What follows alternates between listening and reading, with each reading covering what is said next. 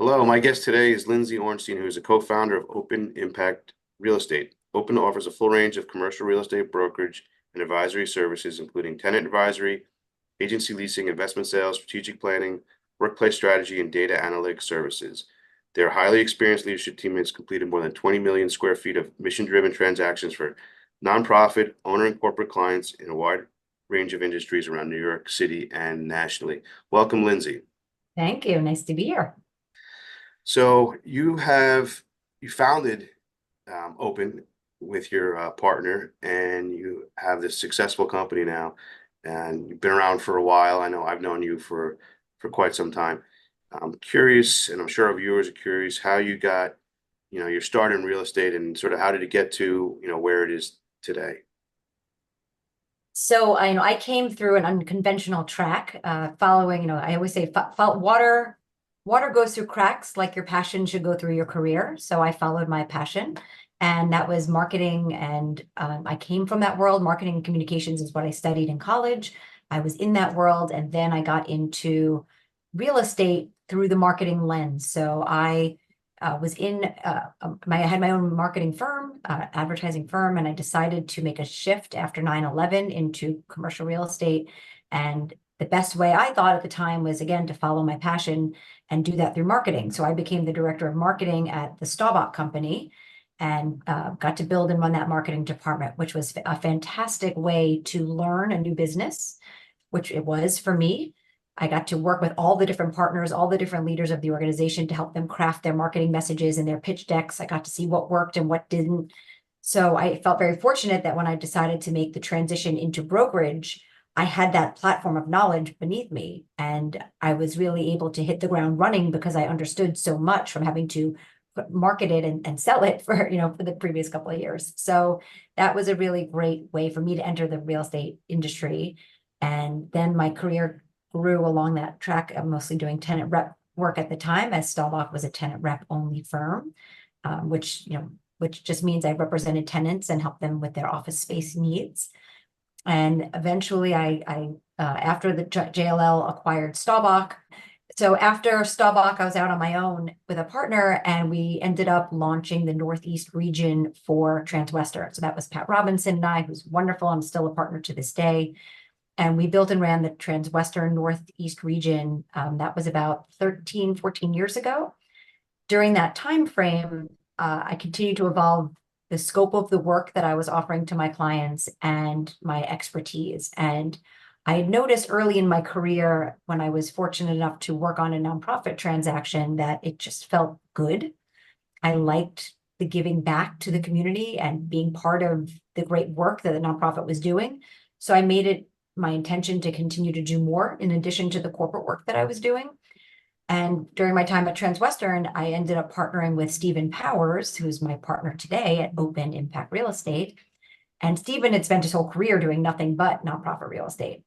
So we partnered up and ended up building this wonderful practice at Transwestern, but kept hearing, hey, Lindsay, it's great you run the office, but we want to be intentional about hiring women and minority-owned businesses. That's important to us and to our constituents and our board members and our stakeholders.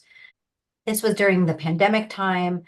There was a lot of protesting going on, and people were, really trying to see change in our country. And we decided to be part of that change. And we launched Open Impact Real Estate as a certified women-owned business.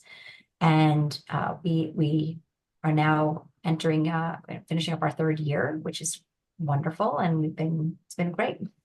Well, that's great. So I'm curious, just a couple of follow-up questions related to that. So, I know you were sort of in marketing. I mean, how do you think, some of your marketing skills, cross over to the, let's say, real estate industry, and what are some of the different skills that you think you've acquired related to, real estate? I think, like, commercial real estate has a reputation for, let's say, being a little bit rough or cutthroat in some ways, and I think that's a little bit different than marketing. So how is that adjustment? And I guess, again, back to the original skill set, how did you sort of cross over?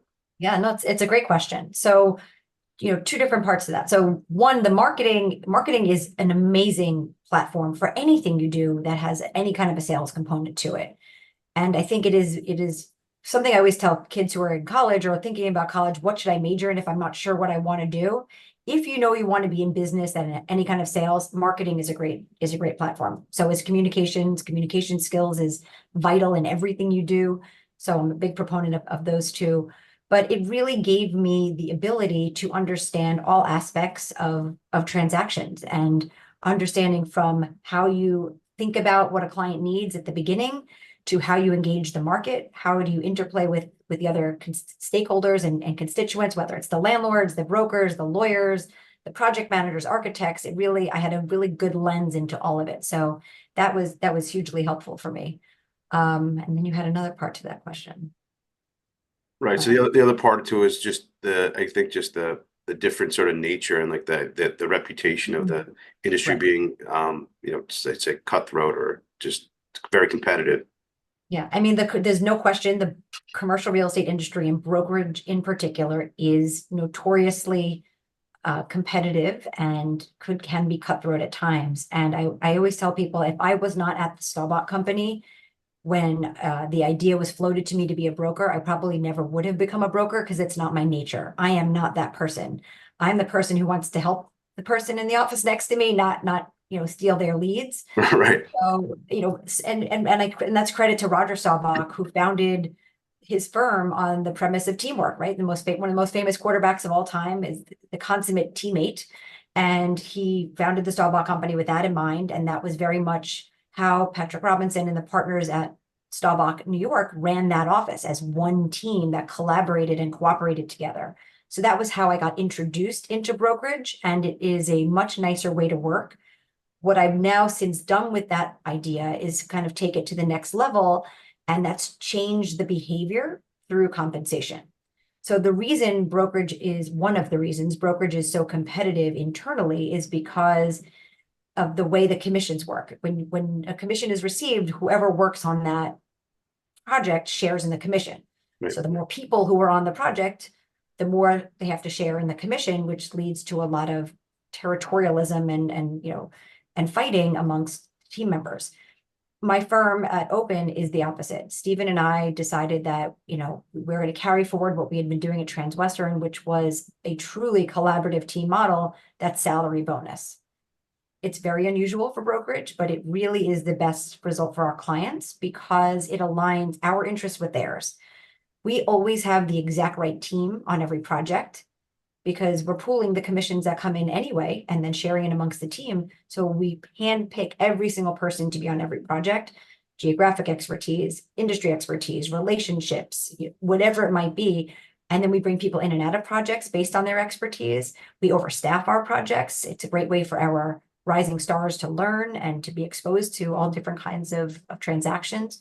So it's a much better way to deliver best quality results for our client, and it's a much happier way to work and be in a much healthier, constructive environment for our team. No, that sounds great. I'm curious. So is that sort of unique, or is that like do other firms have something similar, or is this sort of out of the box, like something different?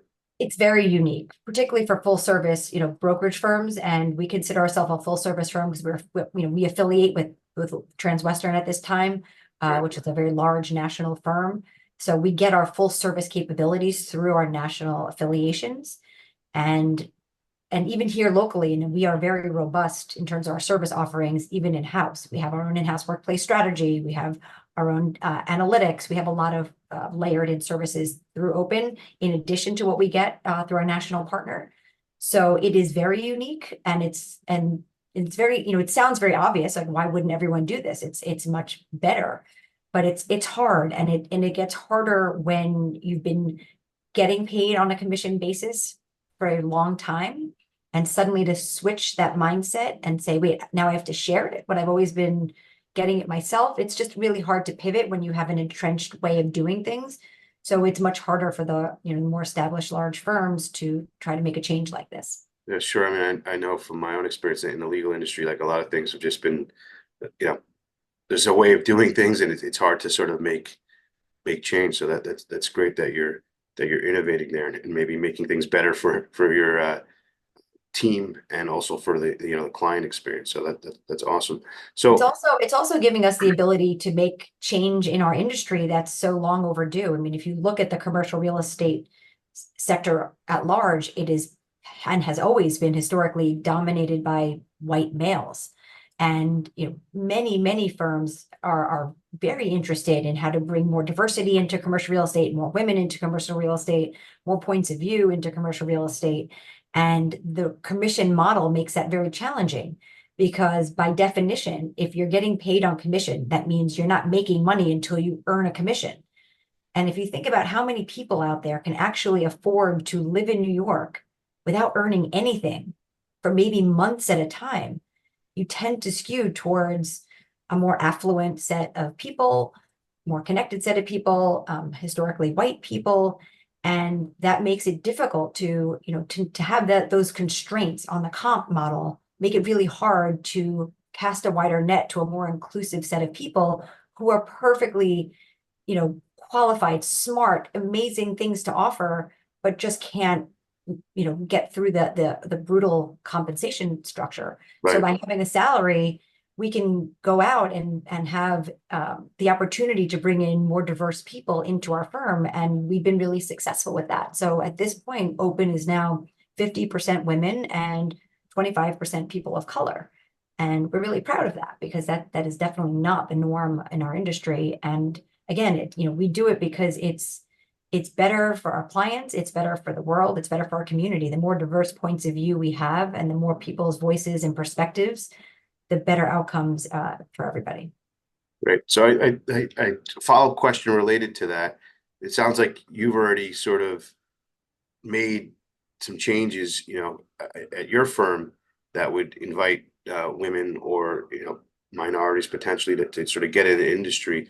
But what would you suggest for people other than coming to work for you? Obviously, would be the obvious answer. But what else can people do if they want to get? If let's say you're a woman who's interested in commercial real estate, what advice would you give someone, let's say in college or thinking about changing careers, if they wanted to get into commercial real estate? What would be some good skills or or things to know about before they get into the industry? One is just the psychology of understanding the difference between men and women, and using your female attributes as a strength, and understanding where there tend to be a lot of male dominated traits, how you can play into that. So I always love to do the example of, if you're sitting around a boardroom table and you have a question, you want to raise your hand. I do this exercise with women all the time, and oftentimes women will raise their hand and they'll put it up just a little bit right next to their face in a small kind of raise. And a lot of times if you ask men to raise their hand, they put their hand way up high, arm out with a solid position, and it takes up space and it looks more commanding. And you get overlooked because of the bigger, more confident hand raise.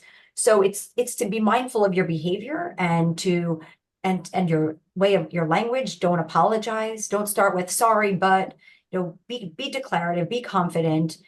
Think about the way that you can have presence and show that you are smart and capable just like everybody else.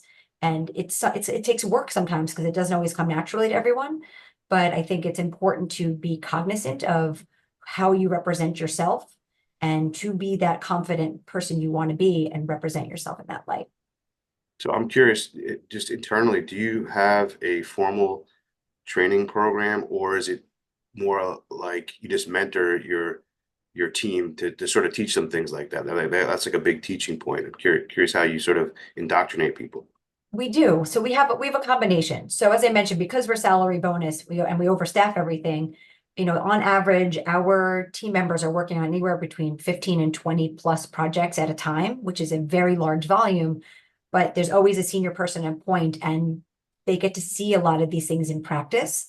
In addition to that, we have every time we have a new associate class join our firm, we have a series of open you, so to speak. And we have a series of courses taught by myself, my partner, Stephen, and the other senior members of our team. We take on different subject matters, and I will often teach a course on presenting, on how to catch yourself with ums and awkward pauses and saying like, particularly kids coming out of college. are so used to casual conversation, and they like say like in between like every word like, and it's very hard like to have a conversation like that. So I often will tell them to video themselves in front of a mirror and then go back and count how many times they said like. I ask them to count how many times they say and try to, instead of running on and saying to connect all your thoughts, I'll ask them to pause and take a breath between thoughts, or just let it sit for a second and then resume your thought and not connect it with an So we try to teach them all sorts of things that are not just real estate specific, but how to make connections. Another one I always like to teach people is, I'll ask you, it's a fun question. What is the most important part of a presentation? You're going to meet with a client, it's a big pitch, right? You're trying to win a new piece of business. Everyone's making their way into the room, and you've got, got to get set up, and then you do your presentation, and you have the unpacking at the end, and you have an hour. Which part of that presentation is oftentimes the most important part? I think you want to be prepared, and you want to make a good first impression, and you want to have presence. And also they say, I'm sure you know this, is let people talk, right? You want to hear what their issues are so that you can answer intelligently and not just sort of spew your entire deck sheet, right? Something like that. So I love that. I don't know what the correct I answer is. agree with, no, it's a great answer. I agree with so much of what you said. We always say, show them their own baby pictures, right? People love to see their own baby pictures. They flip through to everybody else's just to get to their own, right? So show them their own baby pictures. Tell them what's relevant to them. I always ask everyone, if we're presenting, make sure you say after each one of these slides, so what? Because that's what the person's saying. So what? So why do I care about this? Why does this matter to me that you are the biggest nonprofit advisory firm in the country? It matters to you because you're getting millions of square feet and decades of experience from our team and navigating every complex structure you can possibly imagine that would relate to a nonprofit or a large commercial office real estate user as a result of all that. So, think about the so what.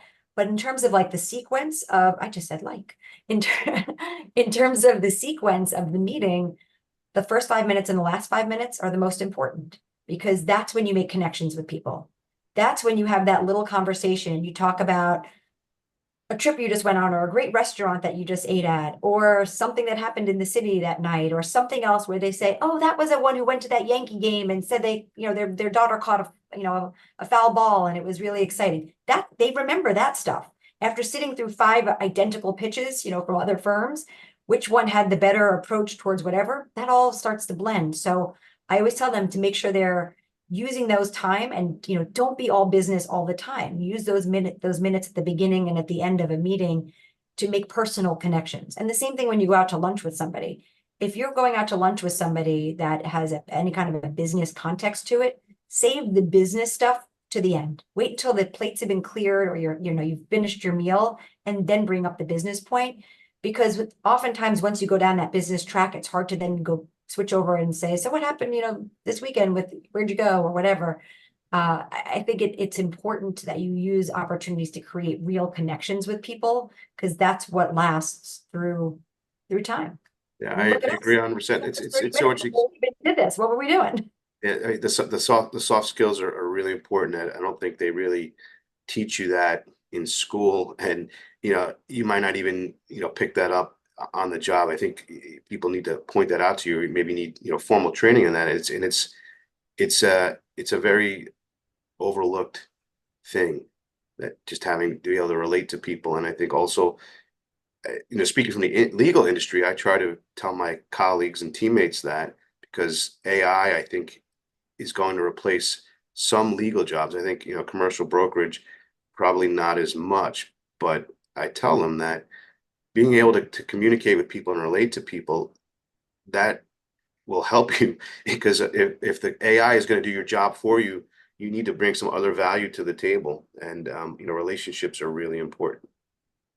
I agree. I've learned my Uncle Jeff is an attorney, often in real estate related transactions for his whole career. And I see him, he goes to his clients' kids' weddings. He's so close to them that, he becomes such a part of their lives because he's real and he's a good person, and he listens to their stories and he shares his stories, and they get to know each other personally. And that's what makes connections and relationships that last a lifetime. Sure. So what's your switching gears here? What's a typical work day like for you? And you could include, from when you wake up and your morning rituals, whatever you want to talk about. All 26 hours in my 24-hour day. So I have a lot of ethoses and kind of mantras that I live by, and top on the list. The over communicate is probably number one on my list, but maximize your minutes is definitely the next one. So I don't like to compromise in anything in life, and I don't like to miss any opportunities. So I use every minute of every day, and oftentimes at the same time. And that's because I don't want to compromise on the quality of the work that I do, the quality of the work environment that Stephen and I have created at Open, and how we mentor and collaborate with our teammates and create a really positive work environment. But I also don't want to miss a minute of my family's lives. So I encourage everyone up front to be honest and transparent about their personal obligations.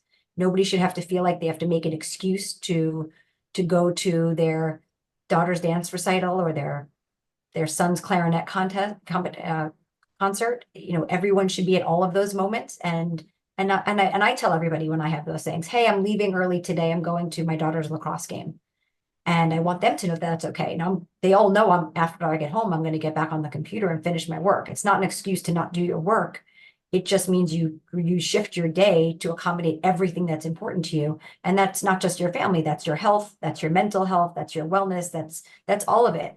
I love, if I need to take a walk to clear my head, I might often will do that at a time when I have a call where I don't have to be on camera, right? If I can just be on audio, maybe I'll just walk to my next meeting instead of taking the subway, because it gives me 30 minutes to get the blood flowing and clear my head and still get to do my work. So calibrate your day, be organized with your time, and really be logical about how you sequence your day. Wasting time in transit is not productive. So to be productive, you have to be thoughtful about how you stack your day.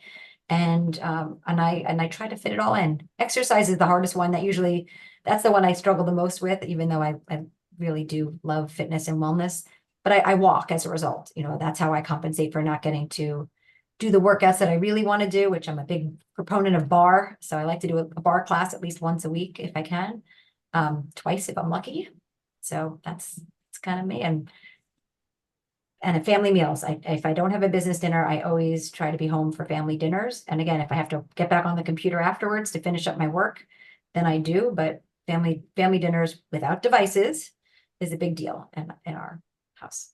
That's great. So before we talk about the real estate market and maybe some predictions or just trends that you're seeing out there, could you just tell us a little bit more about, in a little more detail, the services that Open provides and why a nonprofit or a business owner would want to hire Open?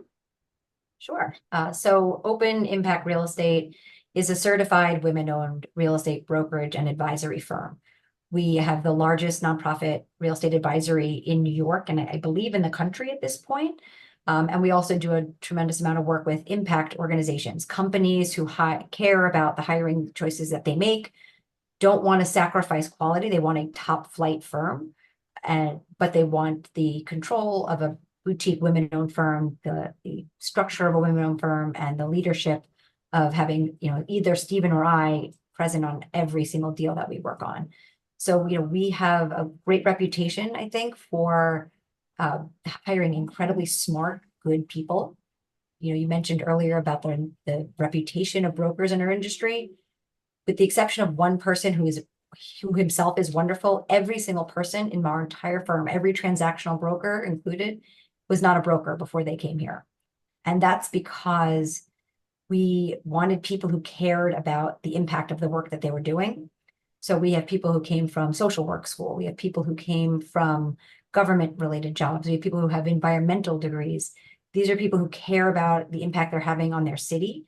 And we use real estate as a vehicle to which we help make change in our city, positive change in our city, through the nonprofits that we work with and the impact companies by giving their employees a really phenomenal place to do their work from, that they're speaks to their wellness, their sense of collaboration, and pride of being part of a company. So Sure. we look at things a lot more than just a real estate transaction. If you want somebody who's going to come in and just say, hey, I need, 20,000 square feet on Park Avenue, like, could we do that? Of course. But we're going to ask you a whole lot of questions before we do to make sure you're really thinking about it holistically. And we're looking at everything, not just the economics, but the total impact and experience for your employees before we ever engage the market. So what about the differences, let's say, between or doing like a nonprofit deal or one that's for profit? Is there a big difference, do you think, from your perspective? I'd say, nonprofit transactions have a lot of unique structures to them, both in terms of the deal structure and then the leasehold language and the way we set everything up, and then the way we get our approvals. It's completely different than the way you do a corporate deal. So it's really important to have that expertise to best serve the nonprofit. And do you think those deals, does it take a longer amount of time? Is there more like layers of approvals you need to get, or is it more streamlined? Like how'd you compare the two? Yeah, you get it. It is definitely much more complicated in terms of when I'm talking on large scale transactions. I mean, if you're doing a very large corporate transaction, that is also incredibly complicated and very layered and takes a long time. But pound for pound, if you're doing a comparable transaction in size, the nonprofit one is typically harder because it's not just getting the approvals of the executive leadership team.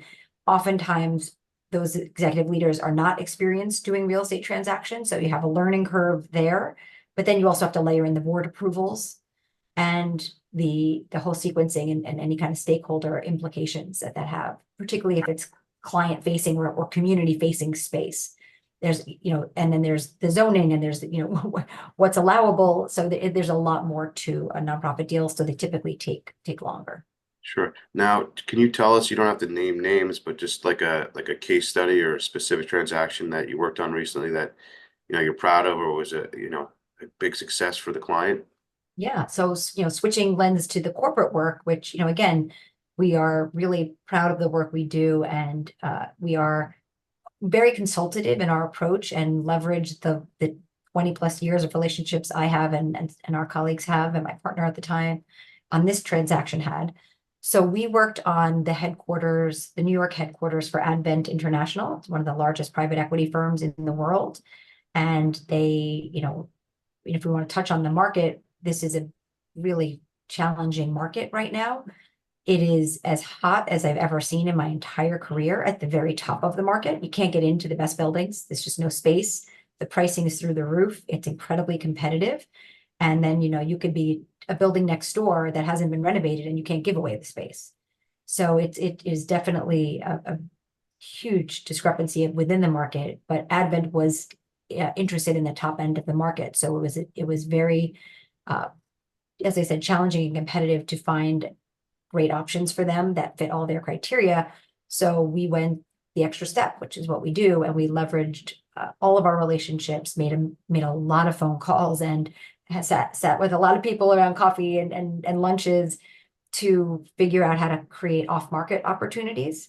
And so we were able to do that through a friend who runs leasing for RFR at the Seagram's building. And we created a 2-floor off-market transaction for Advent that was just announced last week. Congratulations. That's great. Thank you. Thank you. Awesome. So what about any misconceptions about the leasing process or industry that, people should know about? Let's say it's someone who's, basically just getting started in the process of, looking for space in New York, and they're not, familiar with the market. What would you tell them? Like, what's a misconception, or where should they start the process? One misconception is the biggest one, I think, that people who are new to New York never understand, is how we measure space in New York. It is very unique to New York. We have a loss factor here. So if you have your apartment and you say, hey, I've got 1,000 square foot apartment, you get out your tape measure and you measure it, it's pretty much going to add up to about 1,000 square feet. If you get out your tape measure and you measure your office space, it is not going to add up to what they're calling the measurement of your space. And that's because we have this thing called a loss factor. And right now it's the average on a full floor is about 27%. So that means if you're renting 10,000 square feet, you're actually getting 7,300 square feet and of usable square footage, right? That's a very big difference. Like, wait, where to go? Like, what happened to all my space? You can even get your space remeasured, this very same space, and you go to renew your lease, and they tell you it's a different measurement on the next go round because they grew the loss factor. So it's, we try to tell our clients to not get too hung up on dollar per square foot. It's a great place to start and give us a guideline and kind of a framework within which to start our search process. But ultimately, at the end of the day, it's about what's your total rent, the annual rent. So your square footage times your rent per square foot. What is your annual rent and how do you fit in the space? If you get hung up on, well, I only need 20,000 square feet, but this space is 22. It's too big. I'm not going to pay for an extra 10%.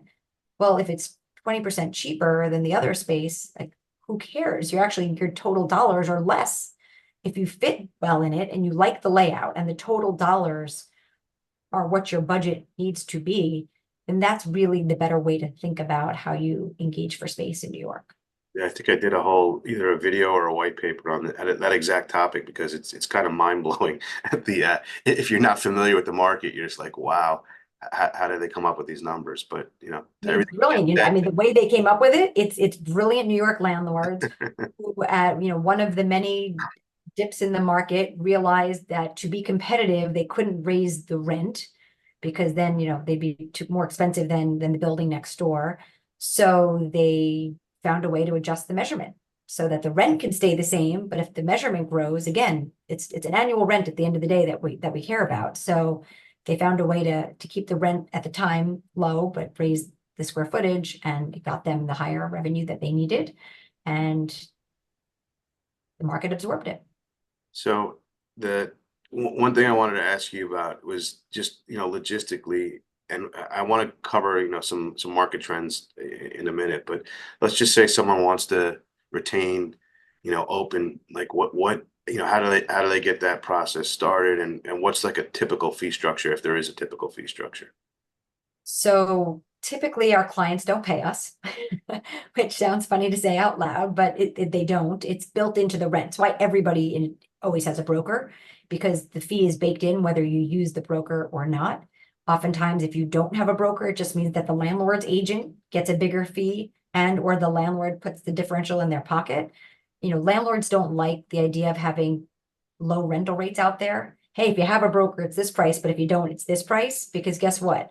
When that price gets known to the marketplace, one of the main currency of brokerage is comparable transactions, right? Comps are what we trade. It's our information. It's how we, understand positioning. So if the comps are out there at a lower price point, then everybody's going to come back and say, I know you did that deal, $3 a foot less, $5 a foot less, $20 a foot less, whatever the building says, I want that same deal.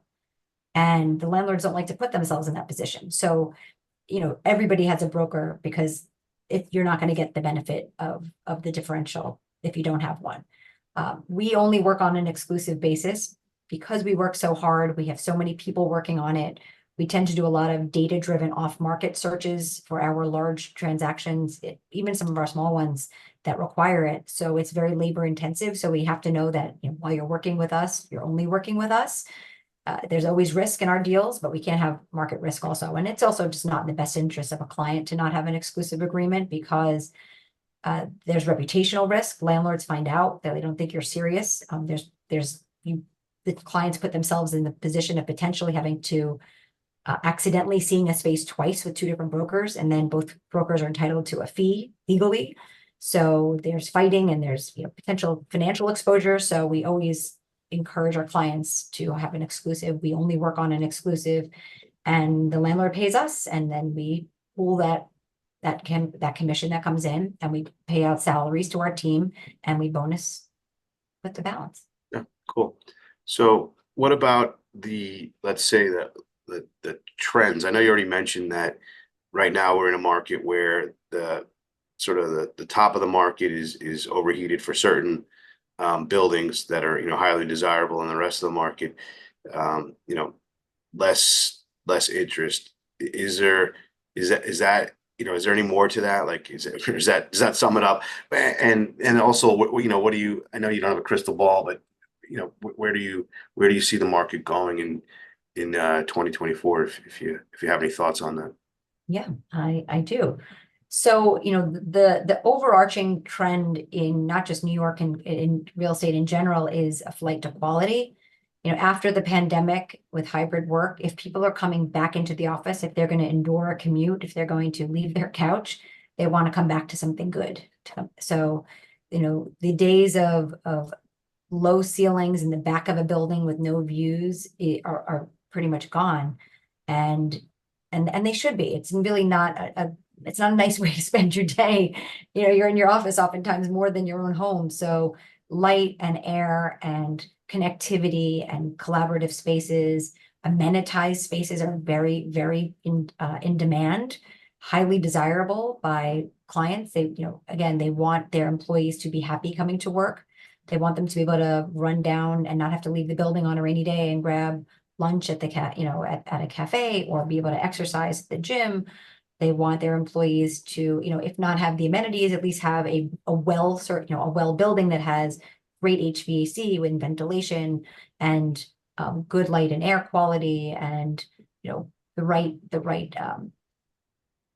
securitization and things that will make them feel safe and comfortable. So it's a huge flight to quality, and landlords who have not, or it doesn't make sense to invest in their buildings, I feel terrible for them. It's a really tough time to be a New York City landlord right now. And I'm hopeful that through legislation from Albany and here, that we can pass some laws that, well, not some laws, we can pass some legislation that will have some financial incentives and tax benefits to convert some of these buildings to residential, because without tax benefits and inducements to help cover the tremendous cost that it takes to convert them, to change the zoning to allow for the use of residential in many of the areas that currently don't permit for it, on some buildings that are very good candidates for conversion, it just won't happen. And we have a massive housing shortage in New York City.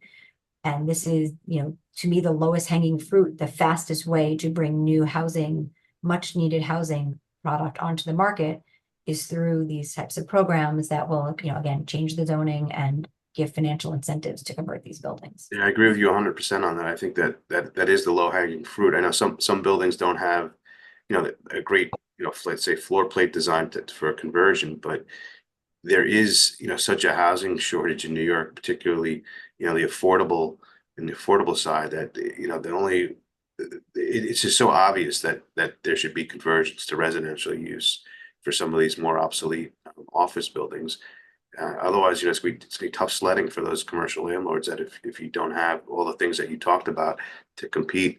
I'm hoping that work from home will end, but I don't see that happening in the near future. So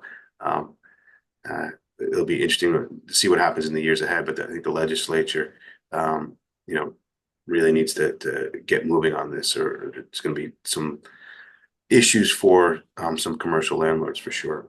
Yeah, I mean, I think you're going to see buildings coming to market that, are going to be, we already know of a few buildings that you can buy the whole building, the land, fee simple, and the building, for less than what the price of dirt was at the height of the market. The whole building for less than what the price of dirt was. That's insanity. That is opportunity abound.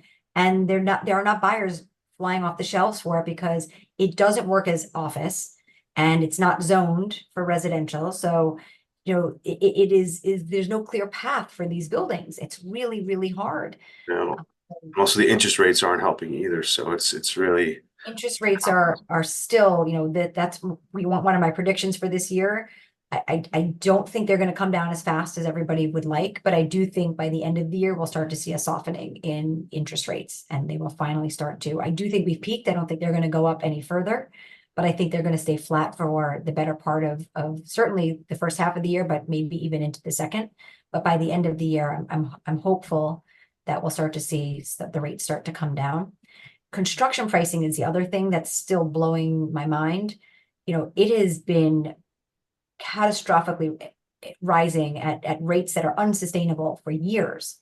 And you would think with the slowdown in residential development and, you know, commercial office space leasing activity was sluggish for a couple of years, that there would be, you know, softness in the construction market, but there hasn't been. The infrastructure projects, the market rate projects have all really been bolstering the construction industry, and then, you know, we had run up in pricing with the supply chain disruptions from the pandemic. So between the supply chain pricing going up and, you know, tight labor market in construction, pricing has just stayed very high. So, you know, I have a client who we did a deal, we finished negotiating it right before the pandemic, and they basically want to replicate and do the exact same. It's a ground up development, 100, you know, big, you know, good scale, 100 over 100,000 square feet. And they'd like to do the exact same thing today. And the pricing is going to be at least 20% more than it was before the pandemic. And that's a monumental jump. And you know, it's really hard to swallow those kind of numbers.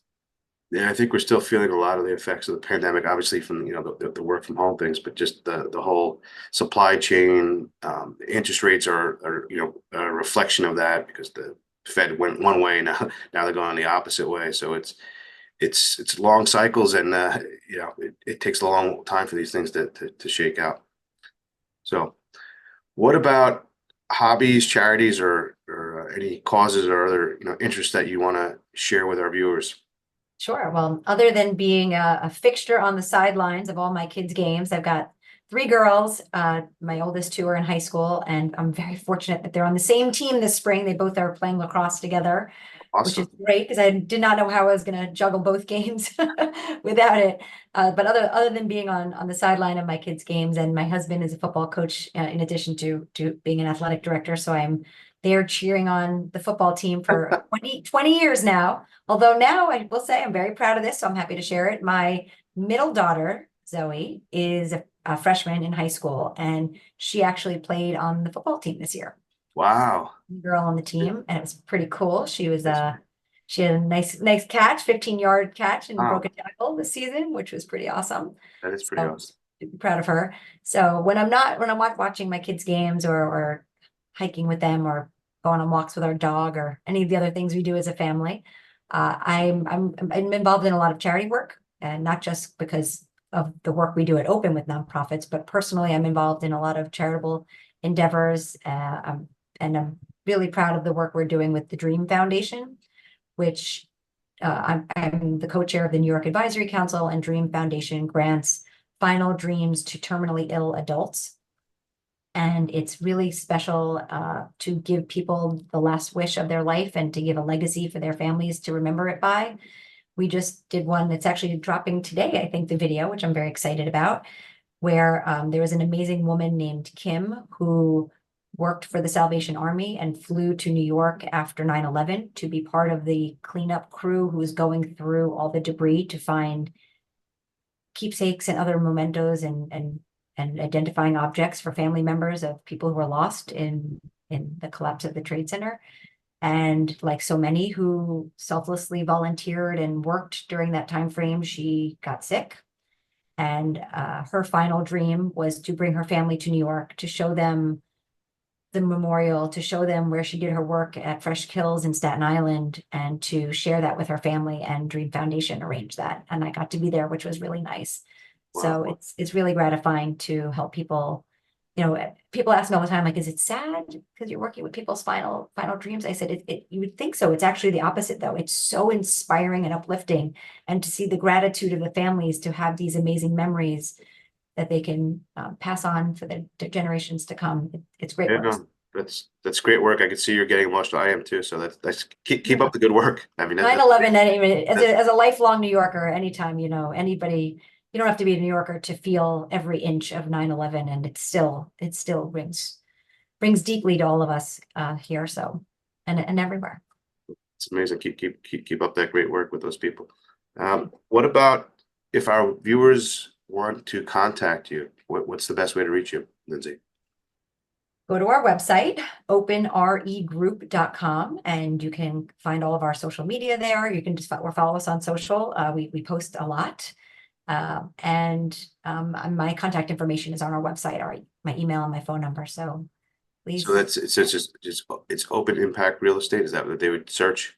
You can Google open impact real estate, you'll find us, or go right to our website, openregroup.com. Okay, great. Like All right, open well, real listen, estate. thank you so much for your time. We covered a lot of ground and a lot of interesting stuff that I think people will be inspired by. So thank you so much. Thank you for thinking of me and having me, and for recognizing women in this moment of time. Thank you for tuning in. If you enjoyed this content, please click like and subscribe. And remember to make every day great.